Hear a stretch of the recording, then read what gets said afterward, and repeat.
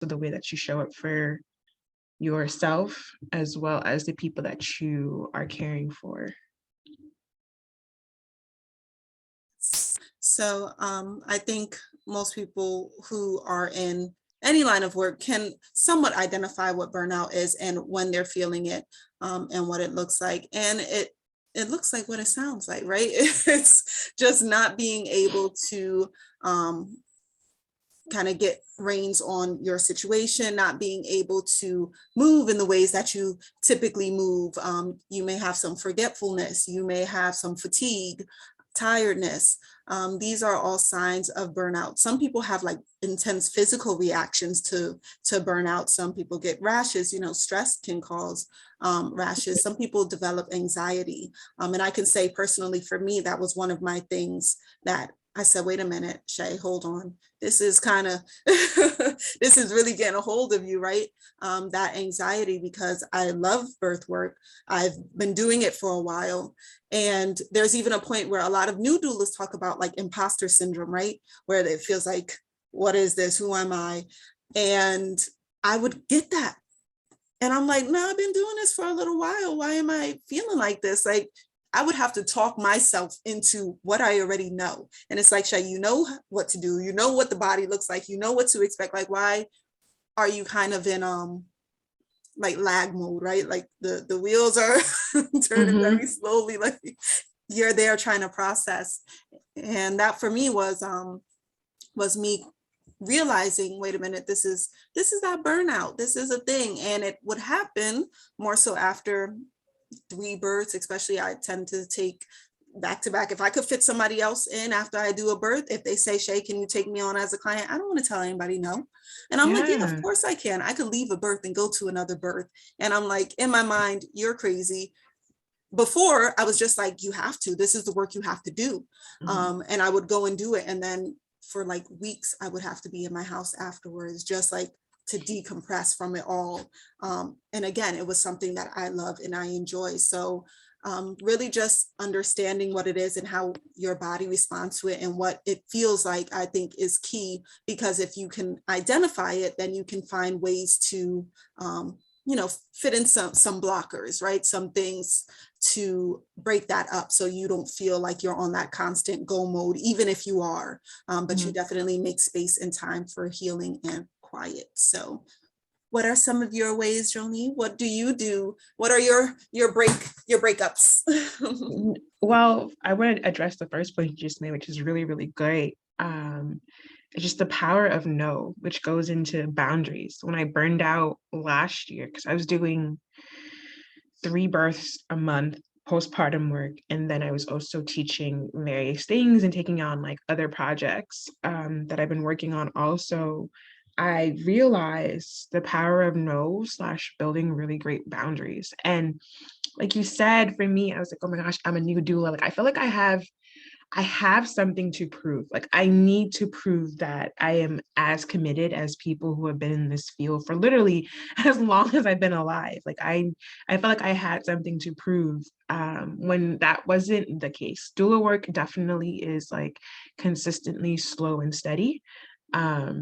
And the power of no, which goes into boundaries. So building business boundaries, no, you cannot text me at 10 p.m. at night. Like, I love you, you love me, but please do not text me if my business hours are like 9 to 5. And then for me, I cannot respond to you because then that tells you to keep texting me. Like, I would have like 2 a.m. non-urgent texts and calls. I'm now panicking, thinking they're in labor.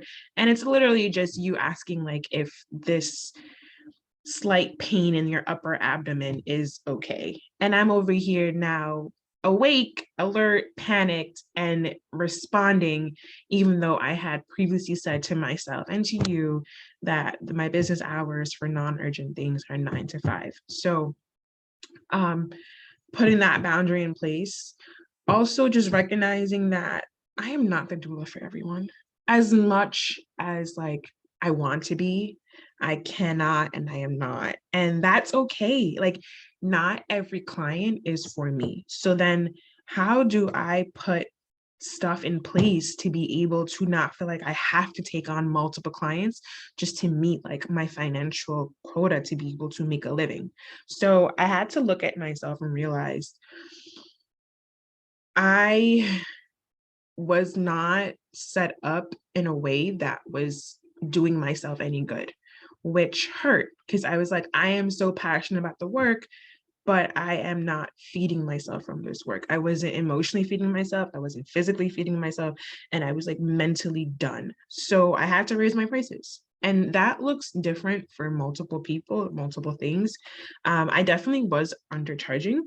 And then once I got a business mentor, I realized that the cost of living and identifying that for what that looks like for my business and where I am physically, location wise, was super, super important. So yeah, setting up boundaries and barriers to be able to continue this work and to be mentally okay was super, super important. That's like definitely one of the first things. And the power of no is really, really helpful. That was deep. Let me just say, even as, oh, sorry, as my baby comes over this way. We love the babies or doulas. We love the babies. I know, and I'm the doula. That's like, I don't mind, but she's screaming.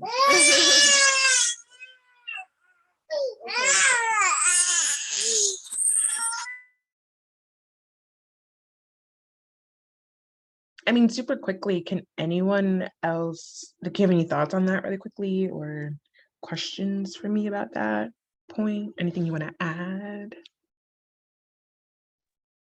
Oh, someone else joined. Hi. Hi, Hey. my name is Georgette, as you can see. I'm not a,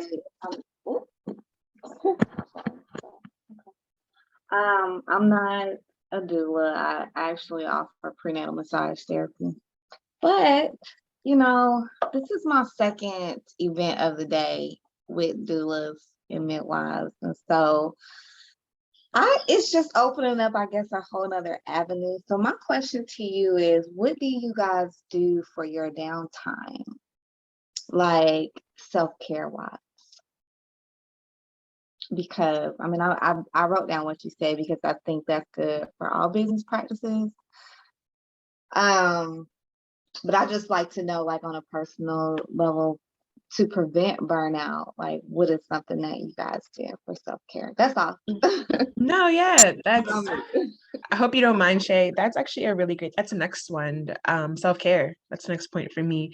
I didn't have a self-care practice last year. Like, if you met me last year, I was honestly fatigued 24/7. I would go to bed and I would get the average like 8 hours of sleep, and I would still wake up exhausted. So I do, and I also wasn't present in my body at all. So I do massage once a month. So hey, if you want to connect, for my clients and stuff and for me, acupuncture as well.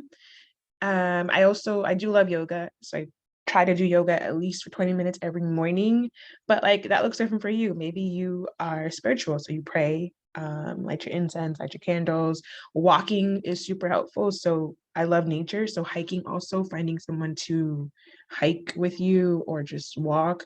Some people like retail therapy, so it depends. But for me personally, hiking, I love photography as well. So just like getting a chance to I'm in my studio now, so not being here with clients, just going out, taking pictures of stuff, all of that.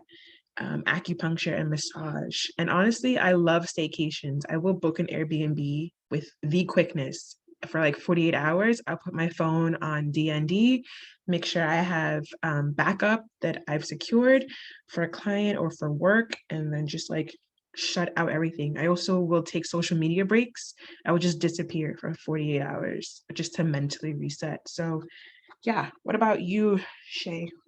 What works for you for self-care? All of that. Definitely. I like you touching on the staycations. I think that is a great way of self-care, because sometimes, especially us as always being on the go, we can't relax even in our own spaces, right? Because now we're at home and we're like, now since I'm home, I might as well, wash the dog, make some cookies, fill your day in with all of these little things, and it's not contributing to you physically, mentally, spiritually. It's just that autopilot of this is what I have to do. This is my day to day. I see something, I have to pick it up, right? So taking that time away, I definitely, I like to do that too. I'll go and get an Airbnb and just take some time wherever, book yourself a hotel room, stay in that room for a little bit, order in your favorite food. It doesn't have to look like something so splendid and expensive. It could really just be something as simple as that. Go to your best friend's house and be like, hey, I'm gonna just go use your guest room for a little bit.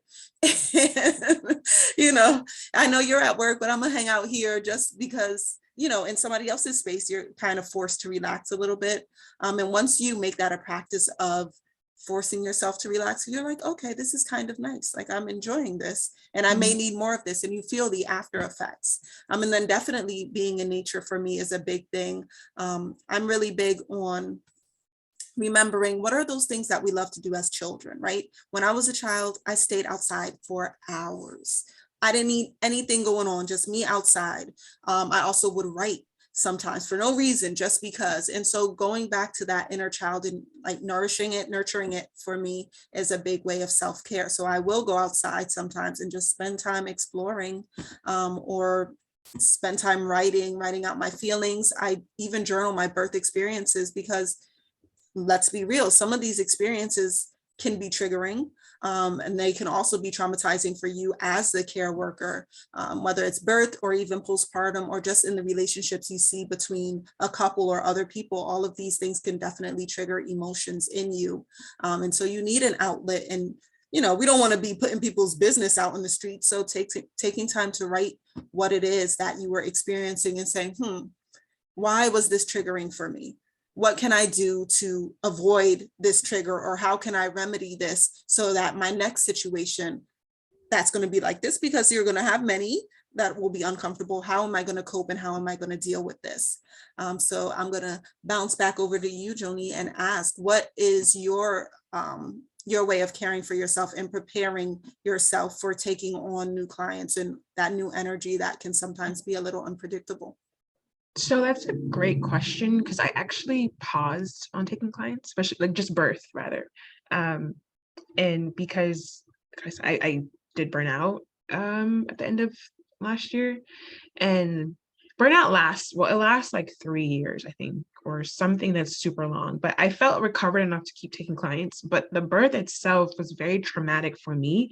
And so right now, I'm processing it in therapy, doing lots of body work. And I'm also thinking about Reiki. So, hey, Michelle, you might see me soon. Stuff like that. But honestly, it looks like clearing, in a traditional sense, for when I was taking clients, clearing my calendar, making sure that I have backup secured, and then giving myself the grace enough to not take on as much. So like, I cannot come hang out with my friends because I know, like, if I'm called to this birth, I need to have enough energy to be able to be at my best. And that does not mean drinking, like, or going to brunch and having mimosas. So just like being intentional with my schedule. But since now that I'm not taking birth clients, it goes into my next point about resting.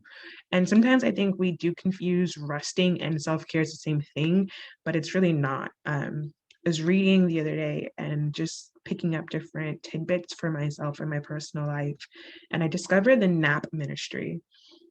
And especially for like Black doulas, I think it's so important for us, and just like generally like Black people in general. Rest is restorative. Like, that is literally a form of resistance. And I, like, on my tombstone, I really want it to be like a tagline, like, rest is restorative. We deserve rest. But the nap ministry just talks about basically incorporating rest into your schedule.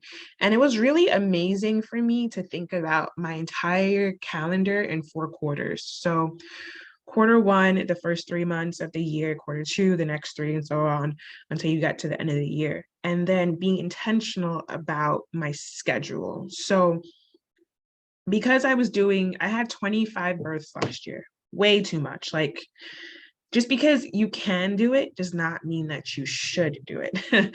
And that's something that I'm really still learning for myself. Yeah, not ministry. I mean, it's just amazing. I was like, yo, take my money. I was like, I want the book, everything. I was like, oh gosh.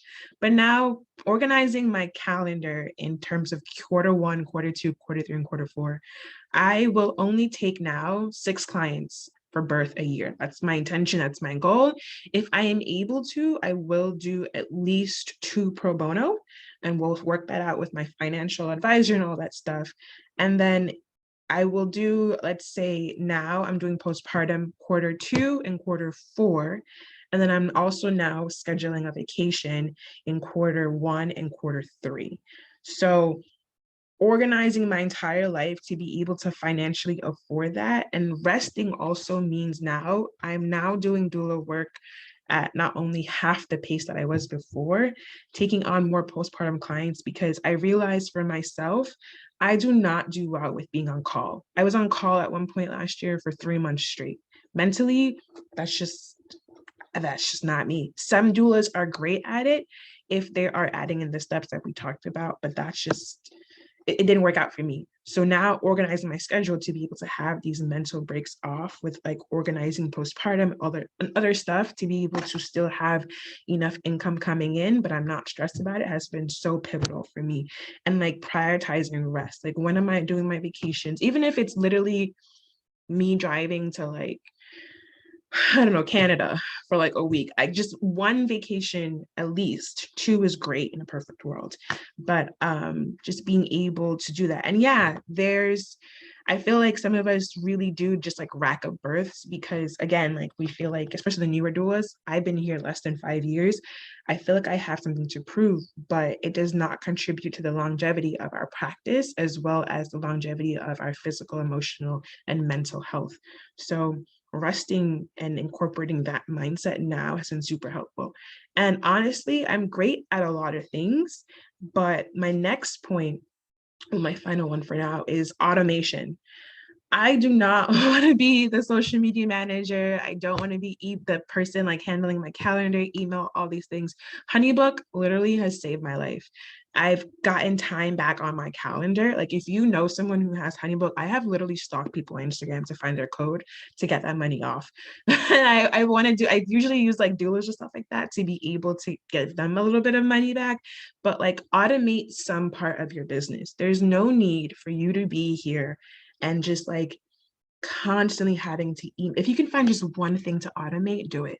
Give yourself back time on your calendar, and just to make your life easier. And I know for me, I like to be in every single part of my business, but there are other areas of my business that require more mental effort than, let's say, emailing. So if I can cut down on emailing a client, if an automated email can go out, I can then put more time into prepping for our consult or something else. Like, find what's important to you for your practice, for your business, and then figure out a way to make your life easier for that.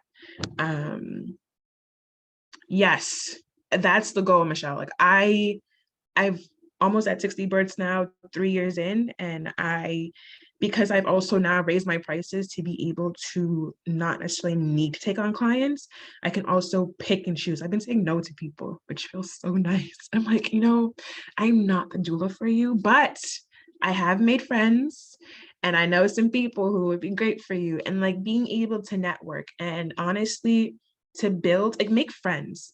It's so lonely sometimes in like wherever you are. I've made a lot of friends who now, if I send you a referral, I get a little bit of money. Sure, if you want to, but now I can build off skills that I know that you have and I know that I have, so that we're all not struggling together, which is just super, super important. So yeah, those are my thoughts. If you want to jump in, Shay. I love your thoughts. I second them. Definitely the point in taking on the clients you want to take on, but even kind of backtracking that, where you were speaking about not wanting to say yes out of necessity. That's a big part of it. Yes, we have to make money, but it's not in how many things can we do to make that money. It's How many things can we do well that are reasonable? You know, our Mhm. SMART goals, if we think back to like school and business, you know, is it Specific, measurable, attainable, exactly realistic, at time. Yep. and all of that. Mhm. I get the question like, oh, how come you run your doula work? How did it become a business? It is a business. You have Mhm. to be intentional. You have to make it a business. We can't just lead with our hearts the whole way, Yeah. because that is how we burn out. Yeah. And so definitely not taking out of necessity is a big piece of that. And I always say this, do not force a vibe.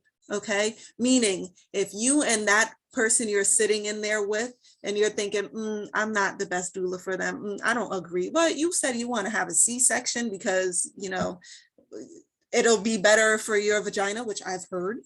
Mhm. You know, if you find yourself saying these things and you're already critiquing and kind of criticizing the birth, you know that this is not an experience for you. And if you try to force that and say like, yeah, I think I can support them, which we all do because we want to be liked, right? We want to be able to meet the needs of our moms, especially our moms of color. We're like, yes, I can do this. I can be this for you. You can't. And you are going to tire yourself out trying to be. I've taken on births that even in consultations, I was like, I don't know about this. And then the birth happens and I'm like, what? Where was I? What just happened? I knew this was going to happen. Why did I even sit in on this or agree to this? And it's more torture to you, truly. And you do feel burnt out because now you're thinking, what could I have done differently? Why did it go this way? I gave her everything I could and she still got the C-section, right? Or she didn't listen to a word I said. You knew this when you booked them. You knew that this was a potential. So not trying to take on people to rack up your numbers or make your vacation fun, but really being intentional with the work is a big deal. And part of being intentional is being intentional with yourself and your time. I know my flows of the year, right? I know that I'm prone to SAD, right? The seasonal affective disorder. So in the colder, darker months, I'm not going to take on many births. So usually November, December, January, I will only take 2 births that month, maybe 3. December, I take none because I don't like the snow and it's unpredictable for me and I'm prone to anxiety, but knowing your limits. So this way, we take our little rest break and then March, this is my time right now, right? I'm ready. I feel energized. It's my new year. I'm awake, I'm alive, and I'm ready to take on more births and my body and mental can take that on. So just being aware of the phases of yourself, the phases of the moon, if you're a moon person, the phases of the season, so that you are being intentional with who you're caring for and when, and who also being you in your own mind, right? So yes to all of that. Thank you for those points, Joni. If anybody has any questions, feel free to jump in. If anybody has any comments, feel free to jump in as well. Before you guys jump in, I'm also going to say utilizing your village is a big part. Definitely making sure that you secure a backup. For a few years, I was a doula. I've been a doula for 5 years. I would say 2, 3 of those 5, I did not have a backup. I was the end all be all. And part of it is pride, right? You want to, I can be enough. I am enough. I'm going to be able to, it's not about that, right? As proud as you may be and as great as a doula as you may be, if you are burnt out, if you are tired, if you're unavailable, that is what it is. And you're not going to be able to be your best or show your best. So definitely making sure you secure a backup that you feel comfortable with.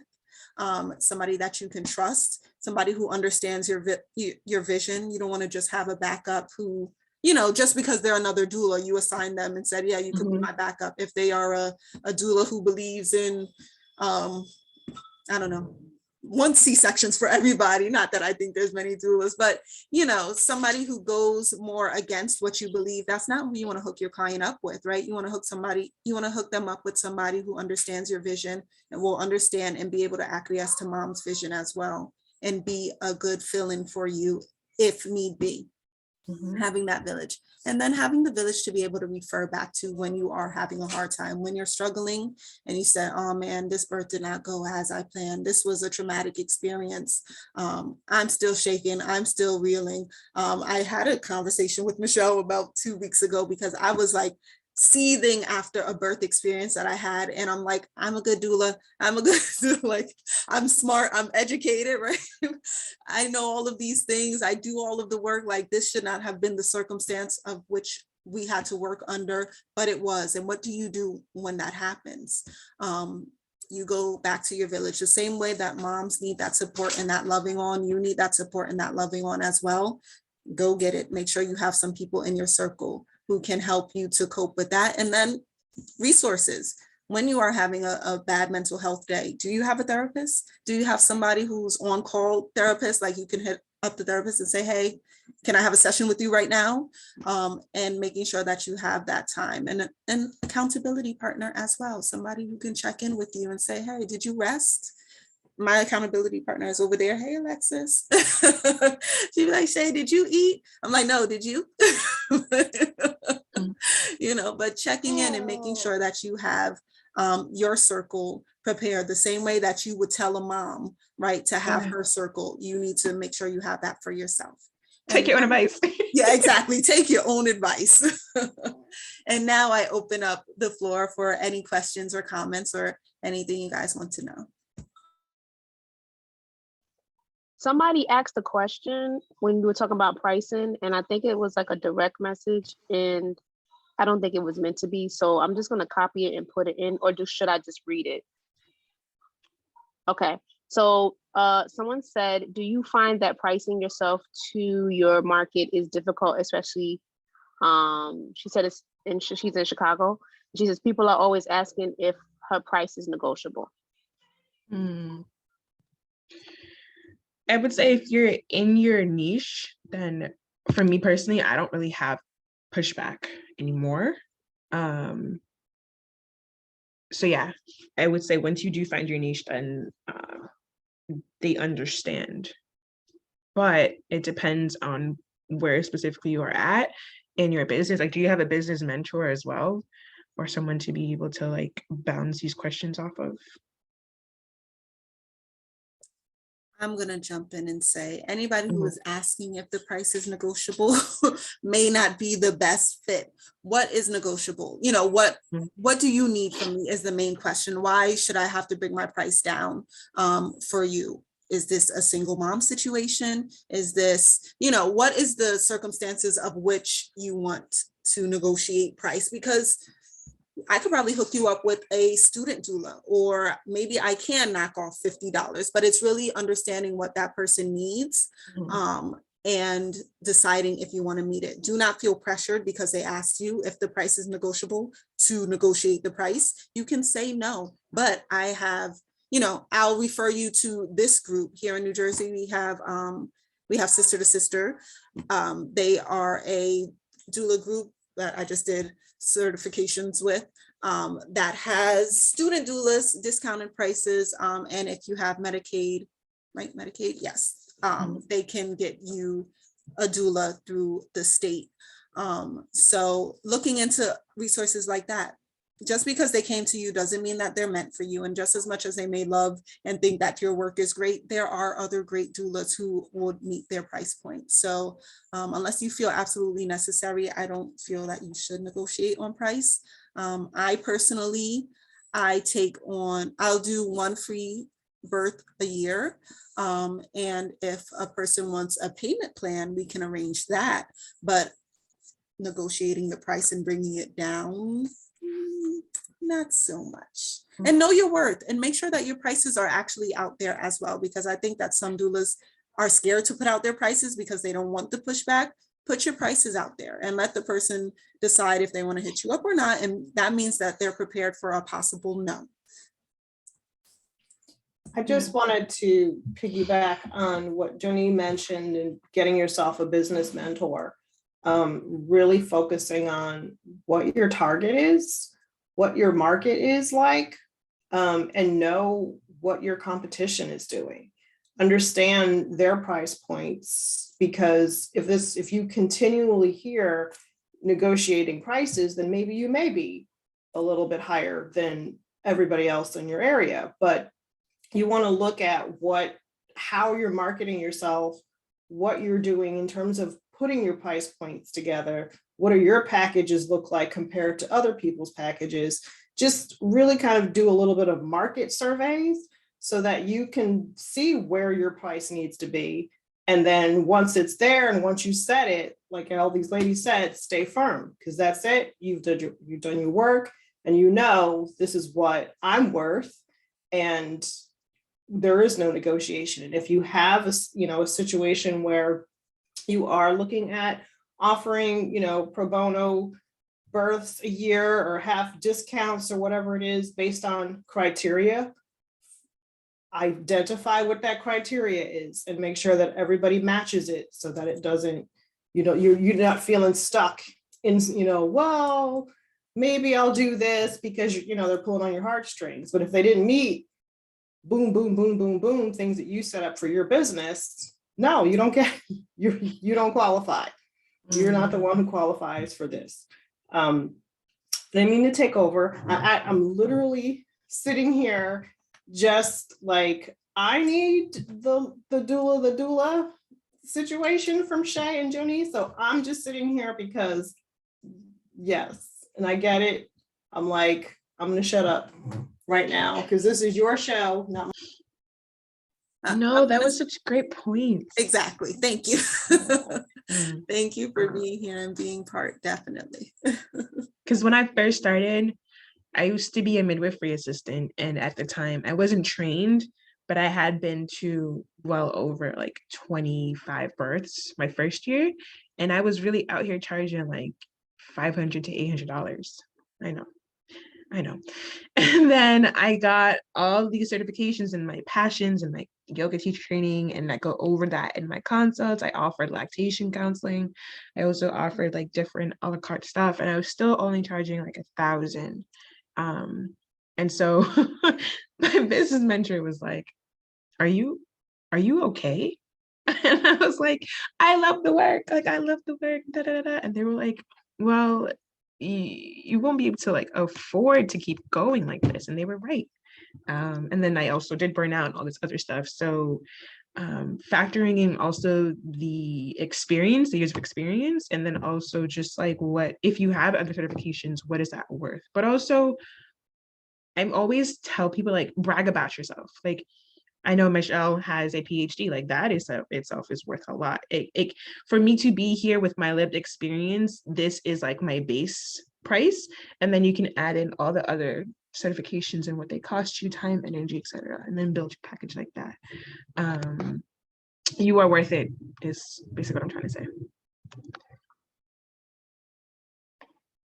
Definitely, you are worth it. And I'm going to throw in from the business point of view, if this is what you want to do, and I know that many people, they're like, how do I get to become a full-time doula? Like, how do I make that happen? The way you make it happen is determine, what do you want to make a year? What is your living, standard? How much do you want to be able to make a year? And then how many births before you burn out in a month? Huh? Whatever your number is. For me, I can do 4 births in a month. I'll possibly take a 5th with a really good backup. And then doing that math, right? Dividing your overall rate of whatever you want by month, by how many births. And that is where you want to start your pricing. If you are being realistic and this is what you want to do of it being a full-time job. Now, it's not to say that you put that into numbers and you're going to get that right away, but at least you'll start working your way up, right? It'll start with 1 birth a month, 2 births, and then it's like, okay, wait a minute, I've reached my goal. But if you start lowballing yourself from the get-go, you're always going to be wondering, how can I get more? And we don't want to know how can I get more? We want to have the standard there and kind of just work towards it, right? So that's my tidbit in there for that. Any other thoughts, questions, concerns, comments, feelings?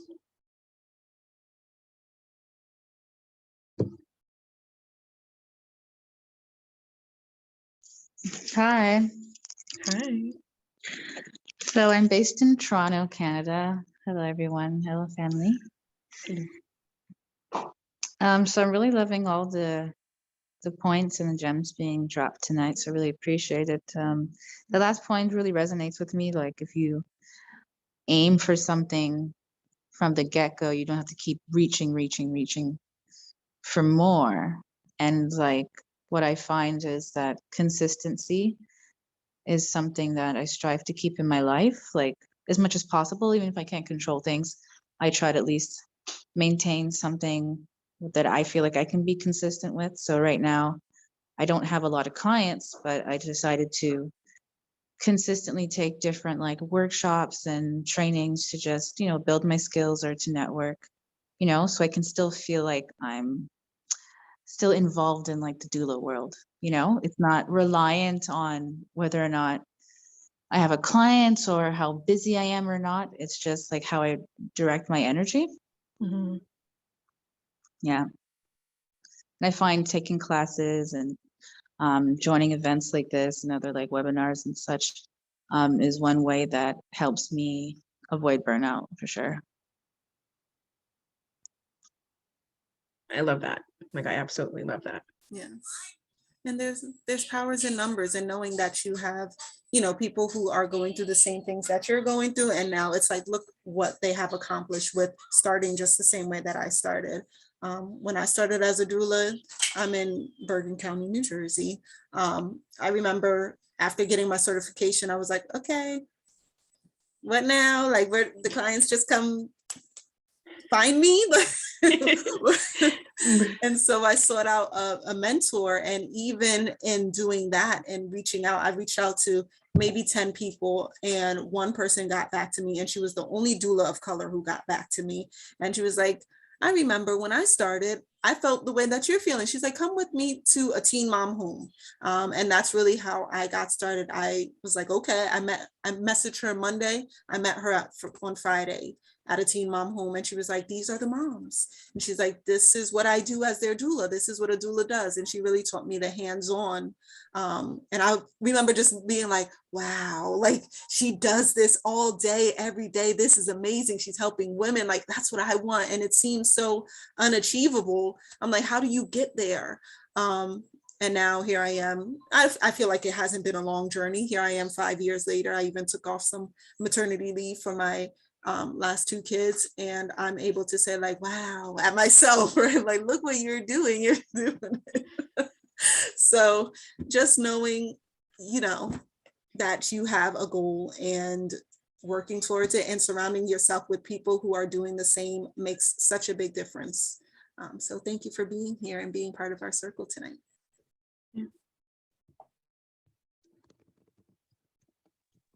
Thank you. I'm going to type the key points in the chat. Well, if anybody has any other questions, feel free to go ahead and take the floor and ask them. I am hoping to continue doing more. Well, I try to do classes each month, all doing different things, but I think it's super important that we do have circles specific to doulas who are going through burnout and who need that circle. So me and Michelle, we were talking about this not too long ago. I'm hoping to make this a thing. And I know that we can. We have a great team, just in the little crew that we have right here sitting in. So there will be more. I hope that everybody who is going into birth work can tap in. I know you're not all local. We do want to do some local classes, but we'll still have Zoom classes as well. And if you are interested, you could just drop your email in the chat box, and then you'll get emails with updates on the different classes and when and where.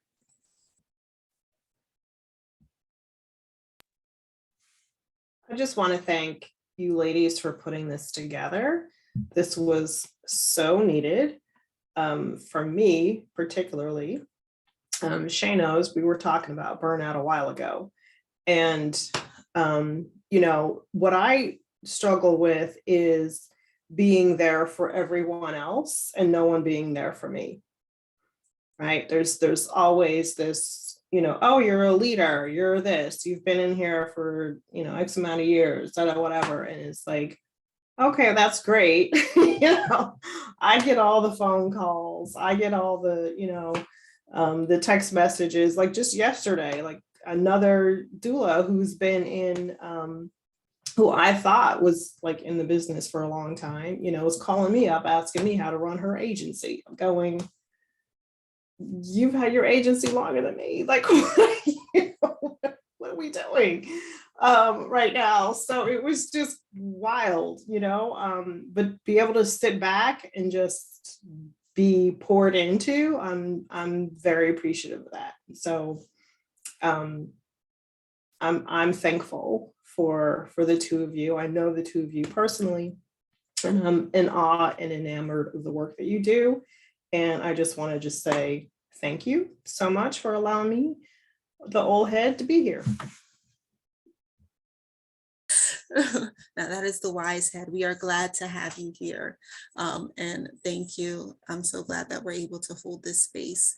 I will be sending out this recording. I recorded it. So those who joined, I know that we're in a Facebook message because this was through Facebook as well. So I'll send that out. And then, like I said, you can even respond in there with your email so that we can come together and do more sessions like this and just check in, check in with us, check in on each other, keep the love going because it's so needed.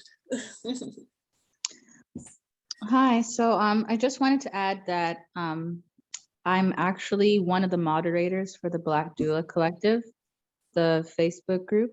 Nice. So that's how I found this event. And I also host a weekly Zoom meetup for just members of the Black Doula Collective. And that happens every Sunday night at 9 p.m. Eastern time. And yeah, it's been going on from, I believe, the second week of January or so.